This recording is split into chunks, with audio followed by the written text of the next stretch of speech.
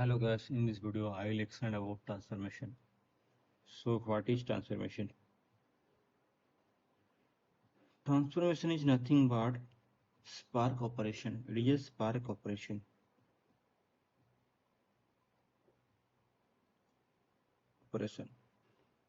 This transformation is worked on top of RDD.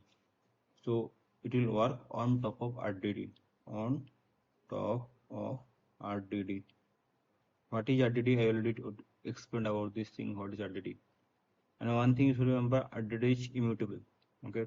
So when you are applying transformation on top of RDD, it will create another transformation without executing or without modifying or without updating the previous RDD. It means if it is my RDD1, if I try to apply map transformation, it will try to get another transformation. It will get RDD2 without modifying this RDD1. Okay. So this is the nature of our transformation. So there are two kind of transformation is spark operation. It will apply on top of RDD, and there are two kind of transformation.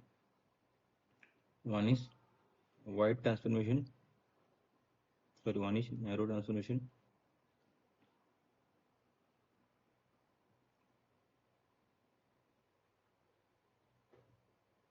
and second is wide transformation. Okay. Now what is narrow, what is wide? Before going into that point, we know that the number of partition equal to number of blocks. So if we have a HDFS, and HDFS we have a 3 block, this block, this block, this block. Then in the Spark we have a 3 partition. That is the rule. Let me drink some water.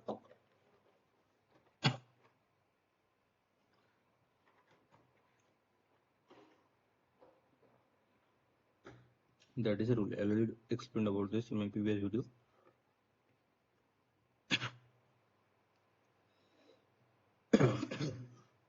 That's the rule.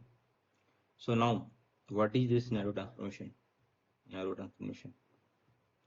Let's think we have a one RDD, RDD1.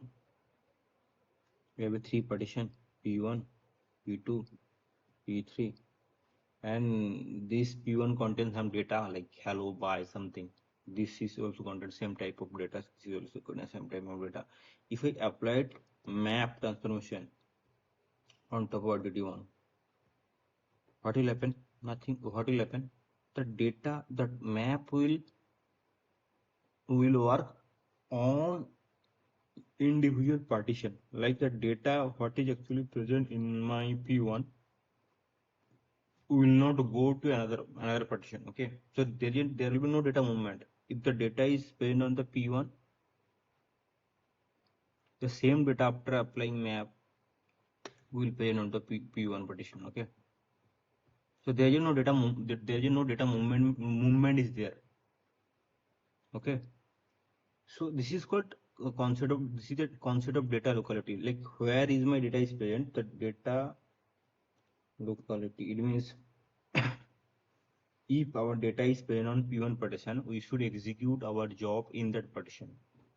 We should not move our data from that partition to another partition, then we will execute not. So we are here trying to reducing data movement. Movement means data shuffling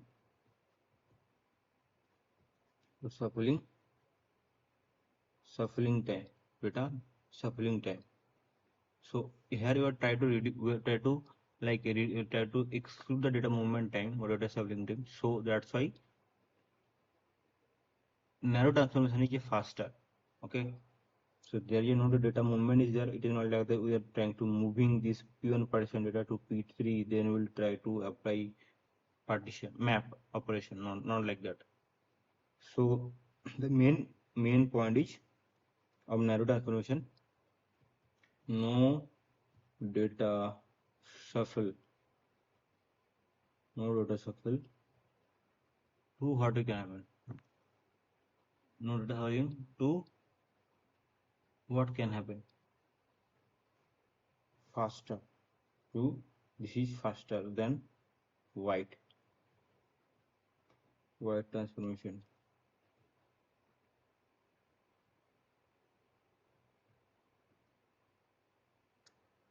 This is the one point. Now what is there?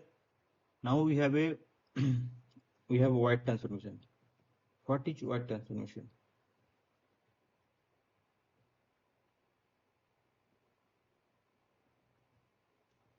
White transformation is a transformation where the data sapling will be there.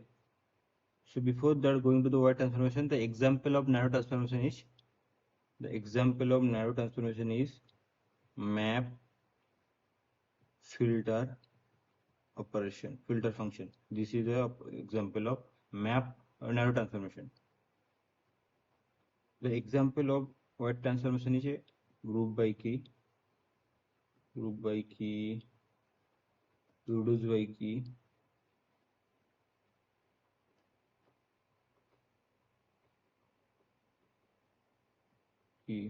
Okay, this is the example of white transformation. This is the example. Now, if we have a partition called RDD1 in our code, okay, this is your partition P1, P2, P3. This is your partition 3. So if I apply group by key, it means white transformation.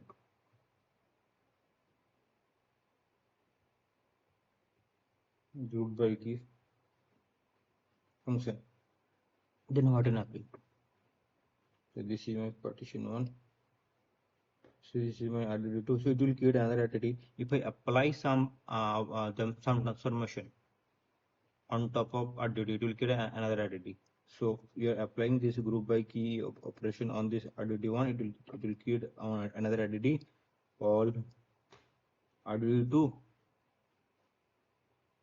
And what will happen then?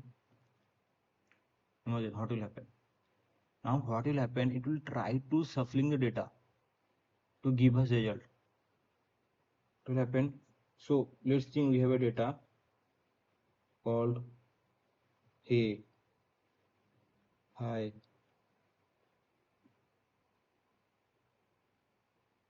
A,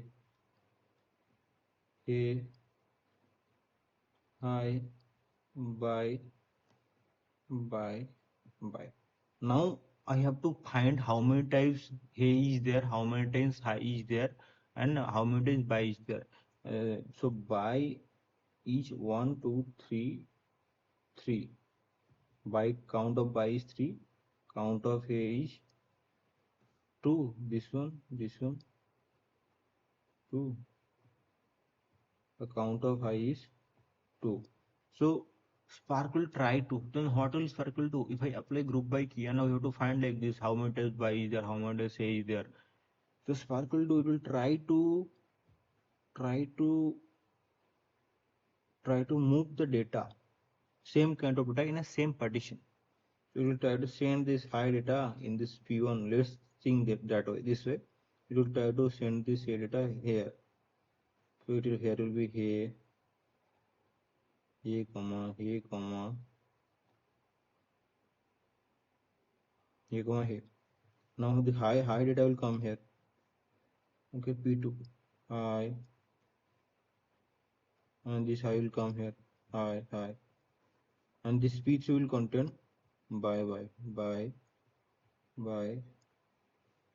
from here, by from here. So it will try to transfer those data, try to move the data in a single partition, in a common place, so that it can count the number value of same key. It means it will try to find the occurrence of this A keyword, occurrence of this high keyword, how many times high is there. To do that, it will try to group all those data in the same place.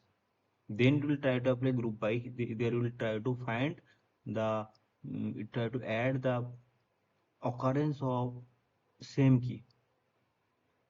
So in this case, data shuffling is there. It will send from this partition data to different partition. This P1 partition, P2 partition data will come to here. This P1 partition will come to here. Okay. So that's why this white transformation is slow, because we have data movement, we have data shuffling in this white transformation. That's why white transformation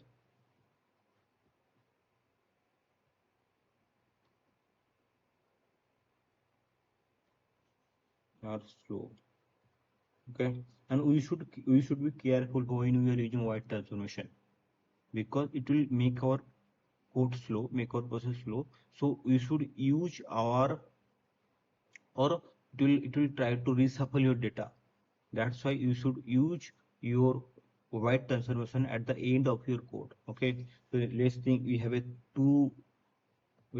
three narrow transformation,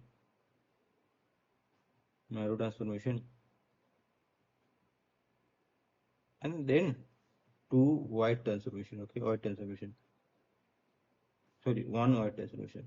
Then we should use this white transformation at the end of our code. Okay, that is the standard. That is so that we can reduce our, so that we can prevent data shuffling at the beginning.